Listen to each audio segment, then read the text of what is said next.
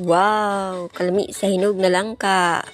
Makakaon na pud ko aning adlawar. Dugi-dugi na ko kakaon aning langka nga hinog ba. Tamis baya kaayo nino. Unya kay nahimuot man ko aning kutsilyo nga gigamit lagi kay pastilang habulag yun. Na, mao makalangan ba. Lami na ra ba kay ikaon. Mao ni nakanindot ba sa naka sa bukid magpuyo, libre jud ang prutas ba, di na ka magpalit basta magkugi lang og tanom. Halos tanan libre na prutas, gulay, kana ba basta magtanom lang lagi ta, aw makaharbis jud ta, makakaon jud kag presko pud kaayo.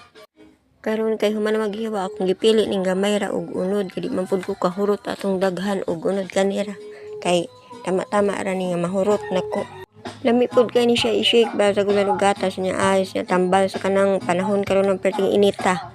Pero wa man palit lagi og gatas o kanina lang diretso na lang ingon ani atong kaunon. Wala nay gasto pa, di ba? Mga tanin yung tanan, dagan kayong salamat sa nagtan-aw.